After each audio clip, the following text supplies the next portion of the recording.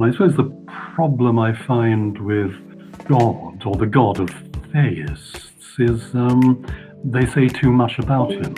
That is, if you're looking for something like, sounds a bit pretentious, but if you're looking for something like the source of everything, what makes the universe possible, God seems to me the wrong kind of thing to be looking for, at least as traditionally conceived.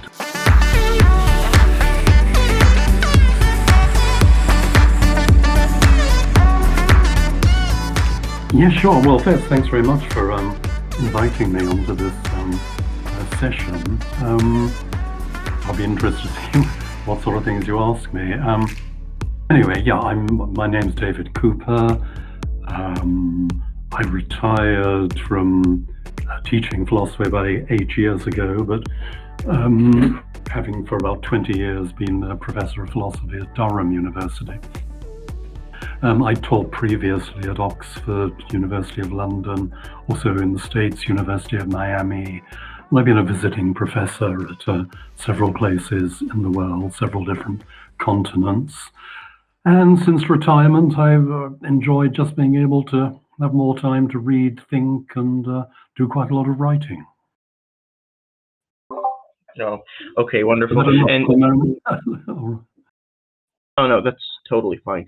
And I mean, with that, we can simply start with our first question. So one of the first questions that was on everybody's mind is, I suppose, a little bit of a trivia question, but basically, what are your views on theism? If you ever comment on it. Yes. Yeah, please go ahead. Right. Well, I'm not myself a theist. I suppose, depending on one's sense of religion, I might count myself as religious, but for me, I think the religious is the realm of the ineffable, the mysterious. And I suppose the problem I find with God, or the God of theists, is they say too much about him. That is, if you're looking for something like, sounds a bit pretentious, but if you're looking for something like the source of everything, what makes the universe possible, God seems to me the wrong kind of thing to be looking for, at least as traditionally conceived, as some kind of person. And my sort of reasoning, I think, is something like this. I mean, what I've tried to argue in a number of places is that anything that we can describe and conceptualize is really,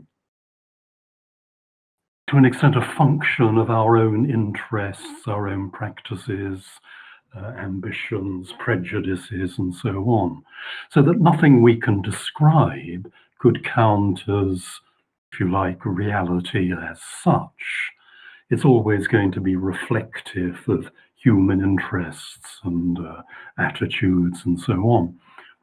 And it seems to me that accounts of God are just like that. They build into the notion of God various human preconceptions and prejudices and interests. So, as it were, God is not ineffable enough to count as it were, the source of things. So, I mean, that's roughly my kind of thought here, I think. Yeah, and James had a follow-up question, I suspect. And by the way, for those of you with voice questions, just ping me. I forgot which one of you had them. Apologies. Yes, and James wanted to follow up. What are your analyses of common so-called proofs for God, like the cosmological argument, the ontological, the design argument, so on and so forth?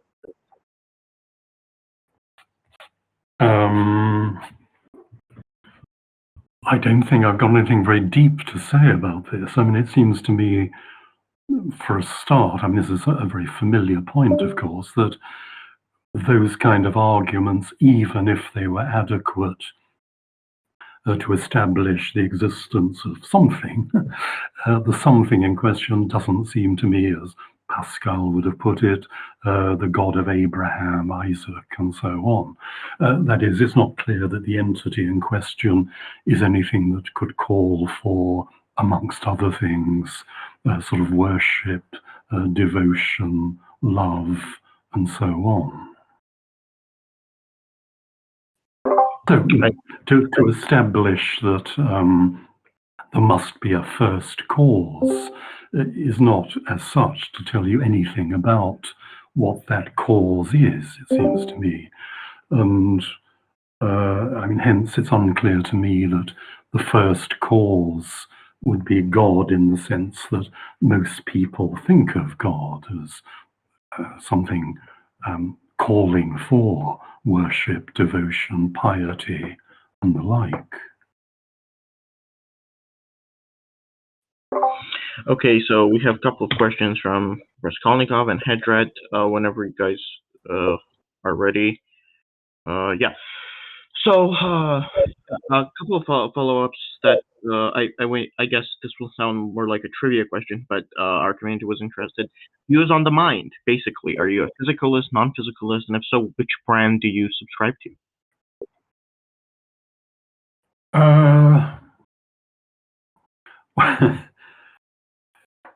Well, I suppose my line on this is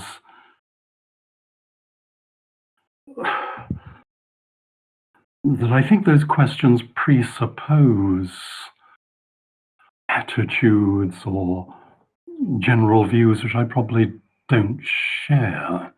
And I can't,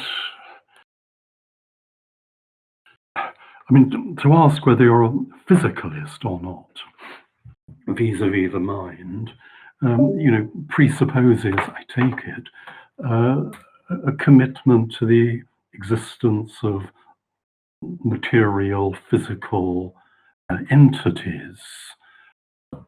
And I see talk of the material and the physical, I like actually all kinds of talk, as really just belonging to human conceptions of the world and of reality, and not therefore as part of or belonging to reality as such.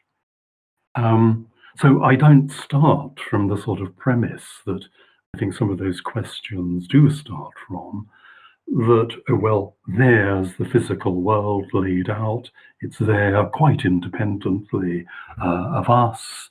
The question is then whether our minds are, so to speak, part of that physical structure. I mean, I just don't buy into the kind of premise which allows that question.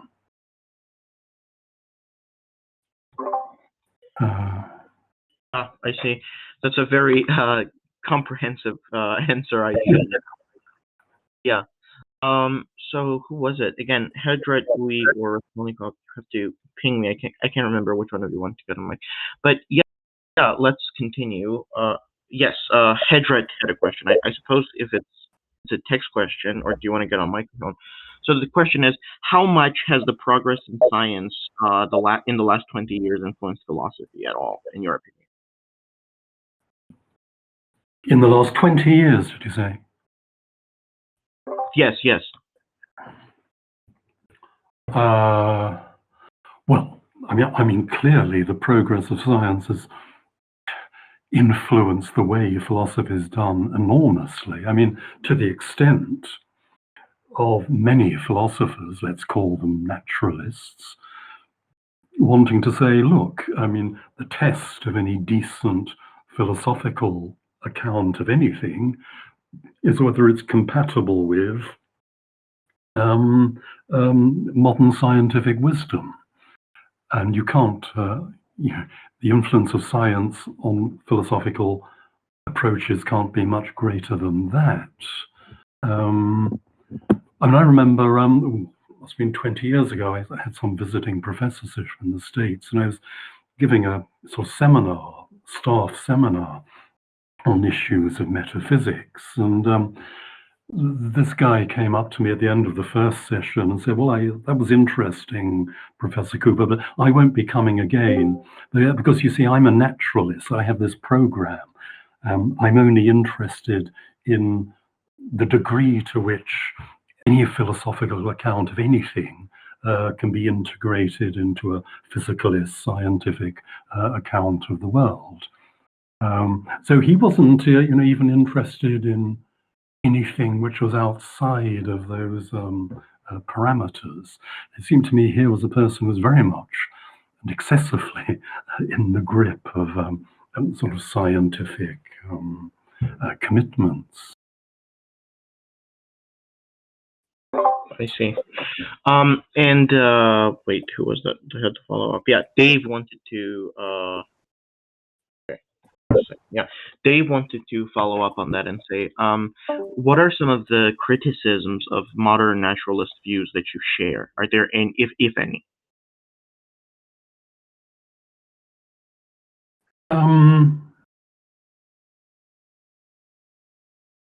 Right. I mean, that's a big question, isn't it? I mean, in part, and this is to repeat myself, but in part because, I take it that the naturalist, or what shall we call him or her, the metaphysical naturalist, has a certain picture of what the universe is really, really like. It's material, complex material structure governed entirely by laws of physics. And since I don't buy into that kind of picture in the first place, clearly I'm not going to be a naturalist in that sense.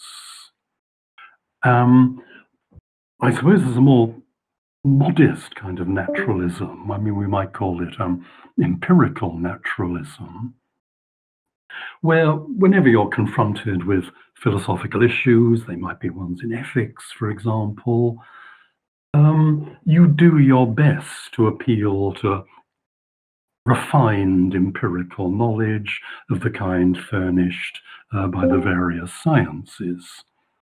So, for example, an empirical naturalist in the area of ethics will try as hard as they can to show how our moral judgments, our moral attitudes are somehow the product of sort of biological evolution, something like that. And with that kind of program, well, I think one's got to look at each program on its merits, but the particular one I mentioned, say the attempt to explain our ethical judgments and attitudes in terms of biology and evolution, that seems to me not very plausible. It just seems to me that whatever the influence of evolution and biology on our moral outlooks might be, culture has intervened and taken over, and it would be quite impossible to explain moral attitudes, prejudices, without considering cultural factors which can't themselves be reduced to sort of biological processes and biological history. So if I can just summarize, I have a sort of blanket worry about what I was calling metaphysical naturalism. When it comes to more modest naturalisms, I think you've got to look at each case as it comes. Maybe there's more mileage in some naturalistic approaches to this or that issue than there are to other naturalistic approaches to other issues. I see. So we have a couple of questions from Raskolnikov. Okay, so there's a couple, but we're gonna start one by one. Are you an internalist or externalist when it comes to meaning, and why? When it comes,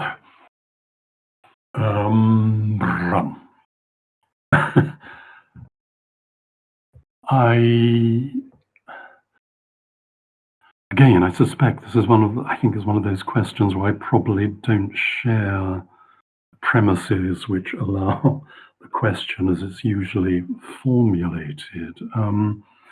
But my own view about meaning is, and one thing I'm keen to point out about meaning is I've no idea why philosophers got hung up on the idea that meaning is an essentially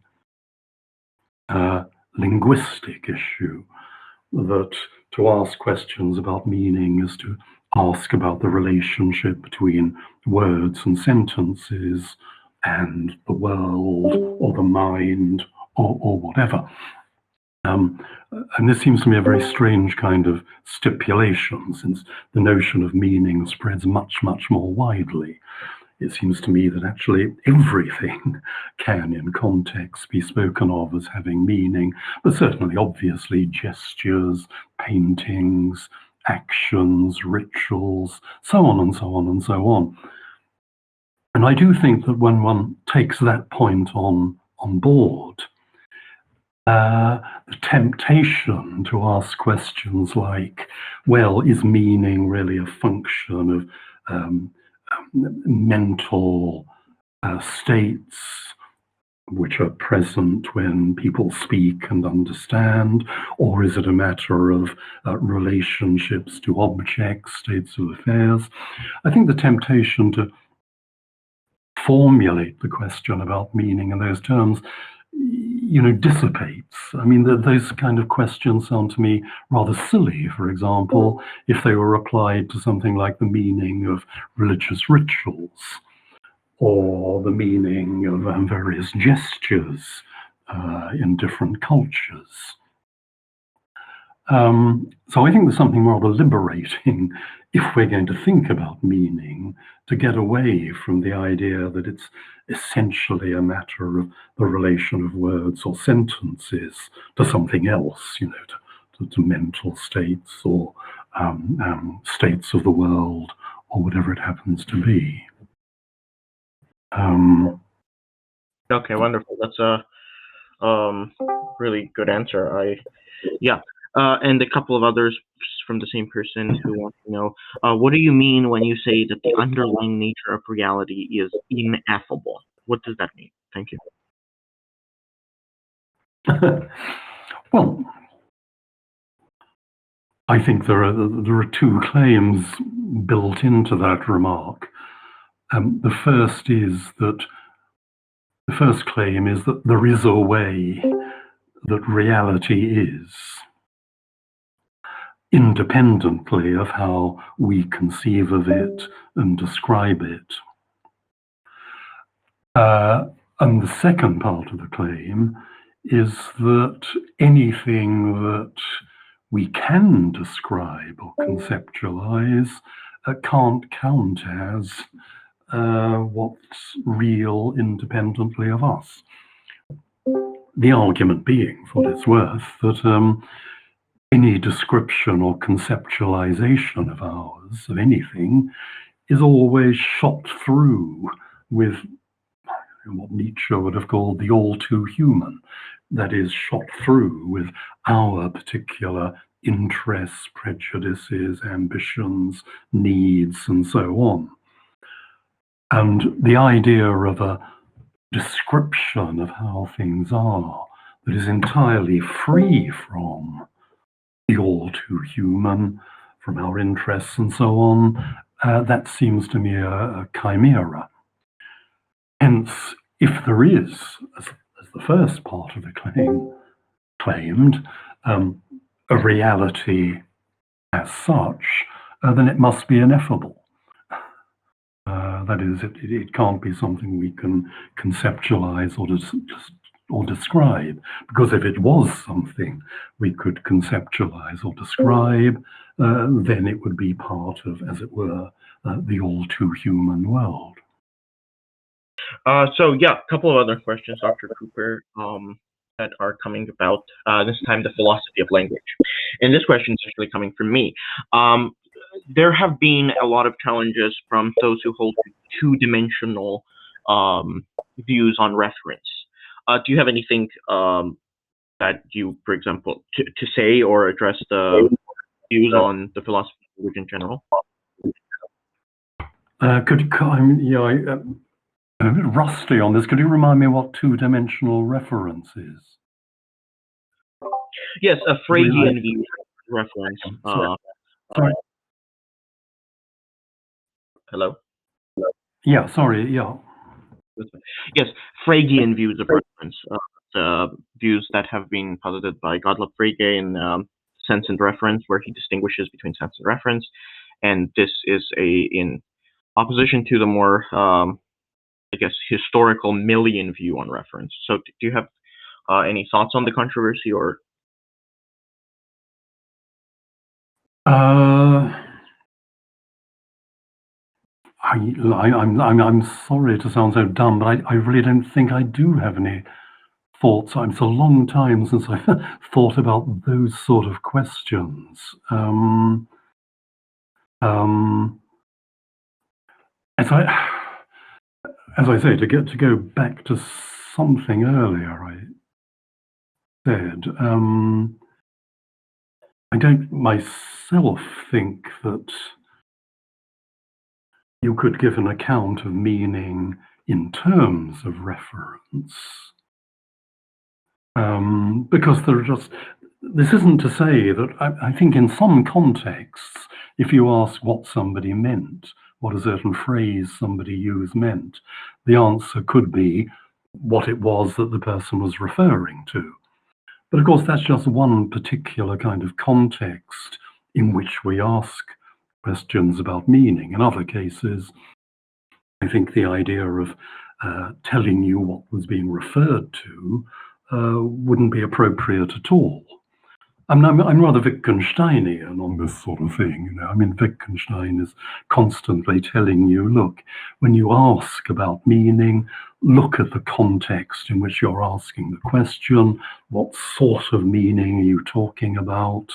What sort of information do you want? The idea of straitjacketing all this into some account of meaning as reference, or meaning as, I don't know, concepts or ideas in the head, these seem to me non-starters, just given the variety of modes and methods of meaning. I see. That's understandable. So, okay, I can't remember which one of you, which one of you had that voice question. That will be fine. Yeah, and I was so positively surprised to find out that we're both so influenced by Wittgenstein in our research. That's actually pretty surprising, because I view Wittgenstein as a great influence upon my philosophical career. But yeah, so a question, was it from Jim or Bah? I can't remember. Yeah, somebody wanted to follow up on the religious thing. So basically, are you critical of all God concepts, or just personal gods, such as seen in Abrahamic religions and so on and so forth? Well, if God is simply being used as a term to apply to whatever it is that is responsible for there being a world at all, then I've got no problem with God. But of course, in that sense of God, the Tao, the Taoists speak of, or Brahman, that the Hindus speak of, or emptiness, as Mahayana Buddhists talk of, all of those would be God. And it doesn't seem to me terribly helpful to use God in that rather distended sense. So if God is being used as it is more familiarly, I think, as the name of some broadly personal being or entity capable of making decisions and choices and having aims and goals for humankind, for example, if God is used in that kind of, I think, more familiar sense, then it seems to me that the hypothesis of God is open to the kind of concerns I have. I see. That's really nice. So the Troyer, who I hope will be here in a little bit to take over the Q&A, had a couple of questions, and this one is about treatment of animals, human treatment of animals. So basically, you've defended misanthropy given human moral failings with respect to animals. Can you elaborate on this? Also, what are some things we can do to improve the outlook of human-animal relations? Thank you.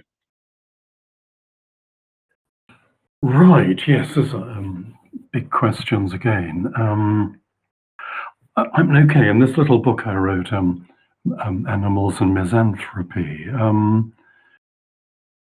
I was trying to show that by reflecting on our relationships to animals, this reflection would support and confirm misanthropy. Now, it's important, I think, to point out that by misanthropy here, I don't mean hatred of or dislike of human beings. I mean something like a negative, strongly adverse verdict or judgment on humankind, on, if you like, humanity, on humankind as we know it, as it's evolved up to the present. And, what I try to argue in the book, is first, and, not very problematic, I think, that, the record of our treatment of animals is just so dreadful. This in itself is a jolly good reason for passing a pretty severe judgment on humankind. I think people just grossly underestimate the ways in which and the scale in which we've caused animals to suffer. But there's another part to the book, which is perhaps a less obvious approach, really taking up a point of David Hume's.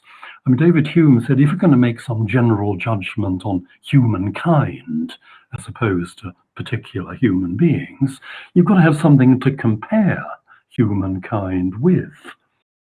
Well, you could perhaps compare humankind with, angels or devils. But, says Hume, by far the best comparator would be animals. Now, Hume himself actually thought that animals come off second best to humans in any such comparison. But I argue that actually it's the other way around, that if you compare humankind with certain, I think, relevant animal species, intelligent social creatures like dogs, animals actually come off much better than us. I can elaborate on that if you like, but that's the structure of what I was suggesting. Yeah, and I think there was a follow-up question from somebody else. Thoughts on veganism? Do you think veganism is the only ethical option, or do you simply not take a position on that?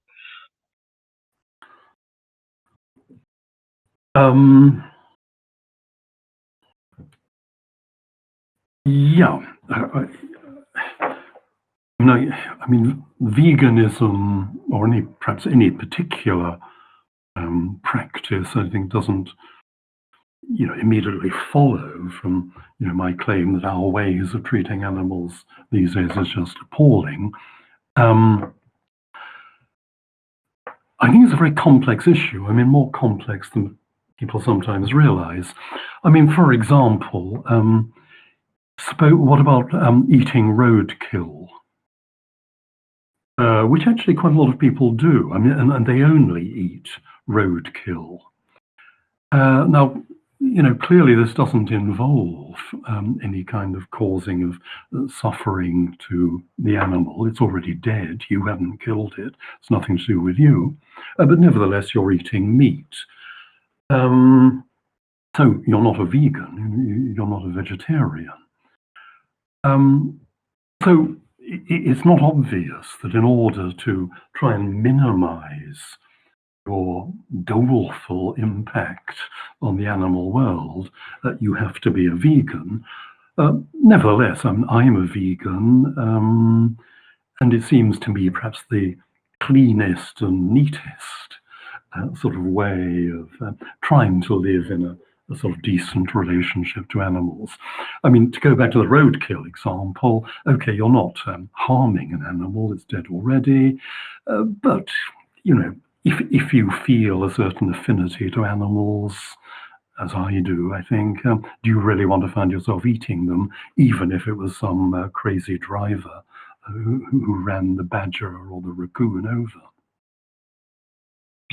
Okay, wonderful. Okay, please go ahead. Oh, okay. I guess I didn't mean to cut you off. I hope I didn't. No. Okay, apologies. Question from Raskolnikov. Do you believe evolution produces accurate cognitive faculties in humans? If so, do you think that undermines your position that nature is ineffable? That is, we can't discover what it's really like. Thank you.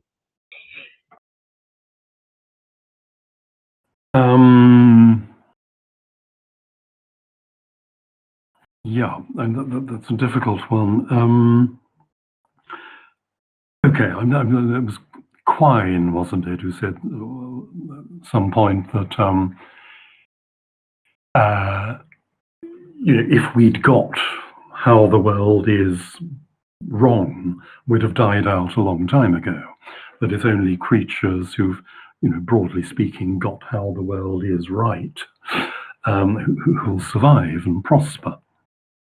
And, again, sorry to sound too much like Kant here, but I think often we have to distinguish between a broadly empirical claim and a more metaphysical or transcendental claim.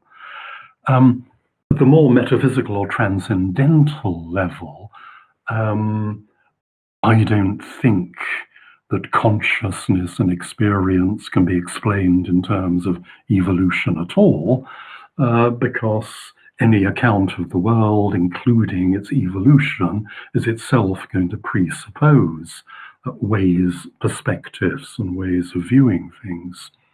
But at a more empirical level, again, I think, one's just got to look at things on a case-by-case basis. How well does a given naturalist or scientific explanation work of a given particular cognitive ability? For example, say the accuracy or otherwise of our eyesight or our mathematical abilities. And these seem to me largely empirical questions on which I'm not competent to judge. I think they're interesting questions, but I don't think one can generalize about an answer to, well, how well does evolution explain our cognitive abilities? Which cognitive abilities? Let's just see how well the evolutionary explanation does, just as I suggested we do in the case of some of our moral attitudes. Okay, wonderful. So another sort of a big question, as in like that has a lot of ground to cover. So I mean, obviously you won't be able to answer in such a short time, but no, it's more overview is, I believe, more than enough for the audience. So basically, moral realism and anti-realism. This is something that has been hotly debated in modern philosophy, with some criticizing robust realism, some being opposed to all forms of realism. What's your take on the controversy? Which side are you more on, and what are some arguments you find appealing? Yes. I'm not going to sound like a record that the needles got stuck in, but again, I think I find some of those questions about realism and anti-realism, about ethics, so presuppose views of reality and experience which I probably don't share.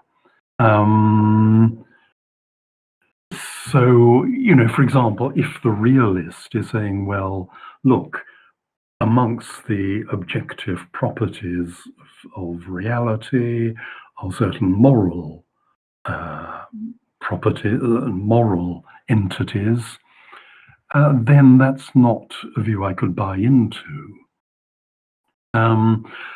But if, the reverse view, oh, well, does that just mean that we impose or project moral properties onto the world? That doesn't sound to me right either. I'm very drawn to, I must say here, to certain Eastern traditions, Taoism and I think Buddhism, where, I think the view taken in some of these traditions is that all the hard work in ethics goes into just seeing situations for what they are, seeing things as they are, and then responding appropriately. So, in texts like, say, the Tao Te Ching, you have all these remarks which sound rather nihilistic. They're telling you, forget right and wrong, forget good and bad. Well, that's, I think, a misleading way of stating things. Well, what the Tao Te Ching and various Buddhist texts are getting at, I think, is that, these notions of good, bad, right, wrong, very much human constructs. They belong to, tied up with various conventions and prejudices. What you really want to do is just get out there, see what's happening, and then you'll see what you should be doing. So, once you see that somebody or some animal is suffering, you do something. You don't have to interject some premise from moral philosophy like, if something is suffering, therefore you ought to do X. That has no role to play. The thing to do is to cultivate sensibilities to what's going on out there, to how people are suffering, to how their lives are going, and you respond appropriately. There's little role for, as it were, meta-ethics to play here. So, again, there's lots of huge issues here. But that's understandable. Thank you so much. So, a question from the Trier again, and the question is aesthetic value objective on your view? What is it that makes beautiful things beautiful? And also, do you still maintain the virtue-centric account you've written on in the past? Yeah, I think the answer to whether aesthetic judgments are objective or not. In a way, I think I partly answered that by talking about sort of moral objectivity. I certainly don't think that if I'm unhappy talking about aesthetic properties as objective, it doesn't mean I'm buying into, oh, well, it's all in the eye of the beholder. Quite clearly, there are general standards which nearly everybody subscribes to. Virtue-centric, yes. Yes, I think I'm still quite keen on what I call the virtue-centric aesthetics, which I think is simply the idea that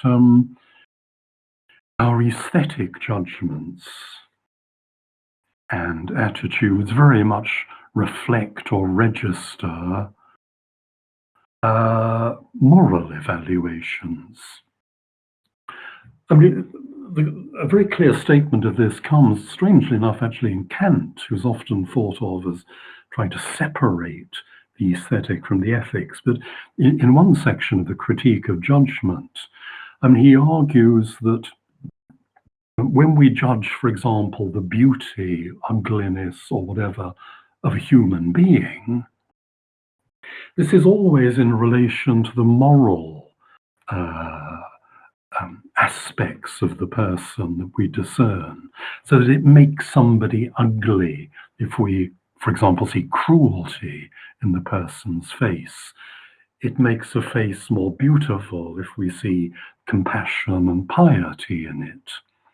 And I think Kant's point is a good one, and I think it can be generalized. I think even to nature and to animals and so on, that, very generally, when we register aesthetic delight or aversion, hidden in the background is some kind of broadly ethical evaluation of whatever it is we're delighting in or feeling averse to.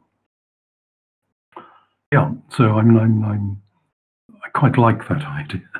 I realize it needs defending against various objections. But we have a couple of text questions, and then we will close with Brenda's voice question.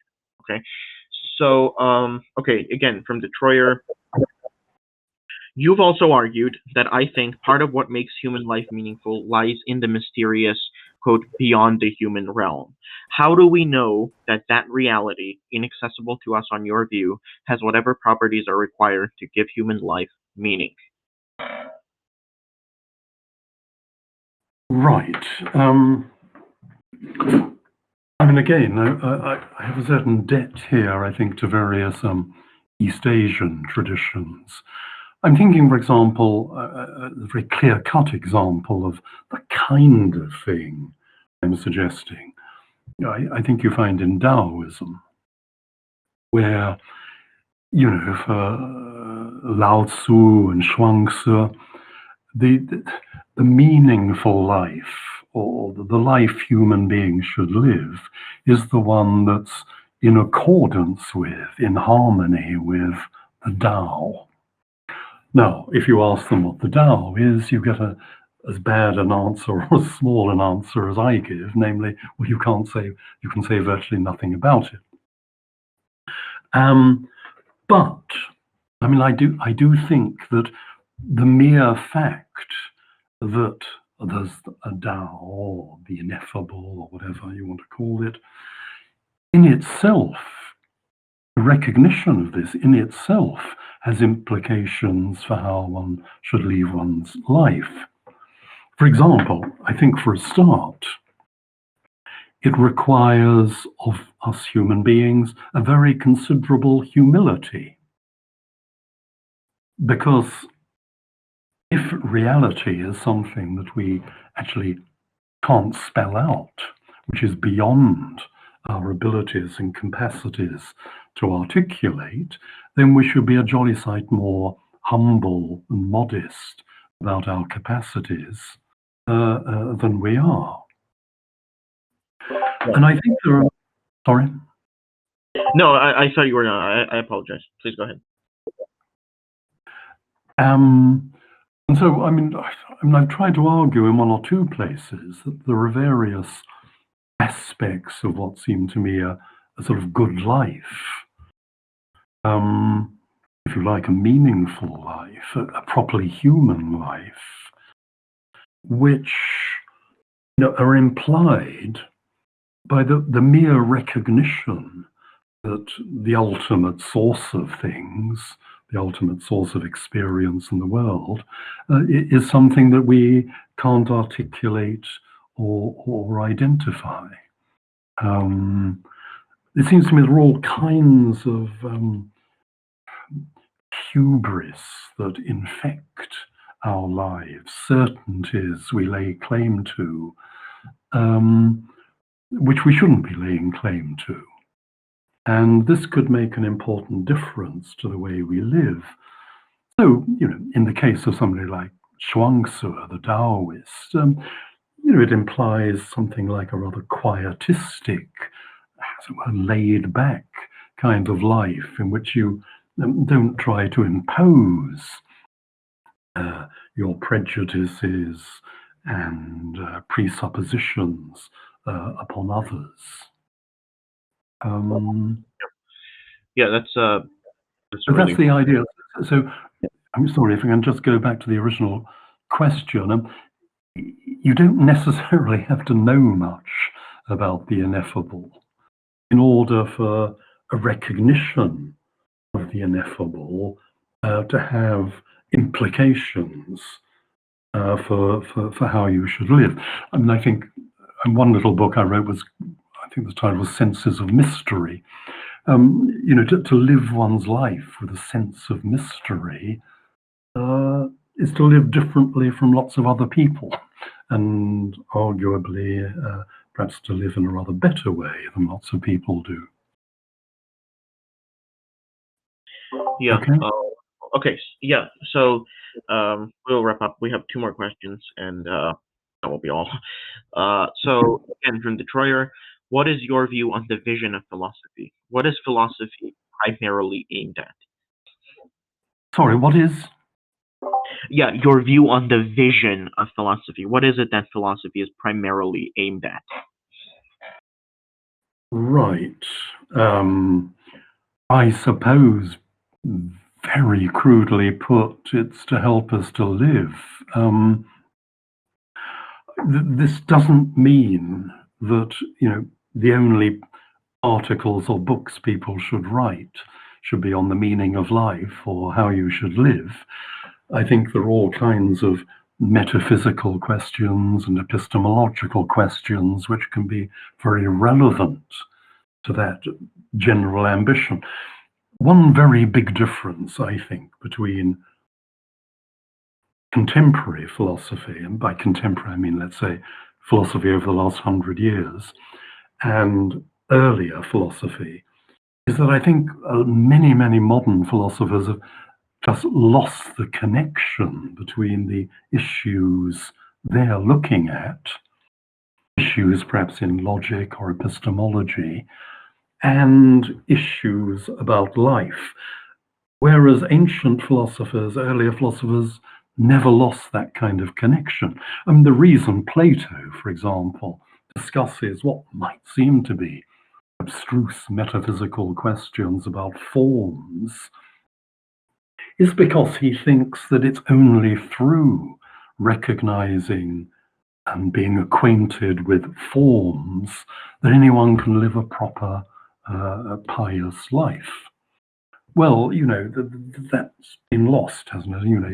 If you pick up the latest issue of the Journal of Philosophy or whatever, and read articles about forms or universals, you're not going to find those sort of connections with life being made. Okay. Brenda had a question. Brenda, go ahead. Hi, can you hear me? Yeah, sure. Yeah. So you related just a few minutes ago the aesthetic sense to moral precepts. And I was just wondering, it brought to my mind, what about epistemic norms? There's nothing that would get me more incensed than somebody who has no respect for epistemic norms. And Yeah. I would feel moral indignation. Well, when I talk about a kind of virtue-centric view of aesthetics, certainly, I want to take virtue in a pretty broad way. I mean, not just narrowly moral virtues. So, I would very happily bring into the picture epistemic virtues, like, for example, as I was talking about a second ago, some humility, intellectual humility. So it would seem to me, for example, that other things being equal, a face which exuded intellectual conceit was, to that extent, aesthetically unattractive. Whereas a face or an expression on a face which exuded a certain humility and modesty, to that extent, is aesthetically attractive. So I'd be very happy indeed to import into the general virtue-centric picture epistemic virtues, as well as those which we think of as more towards the sort of moral end of the virtue spectrum. Okay? Yeah. With that, I would like to, and I, on behalf of everybody, would like to thank you very deeply for your willingness to participate, for your clarity of thought, and for answering all our questions diligently. Thank you so much. Well, thank you very much. I enjoyed it.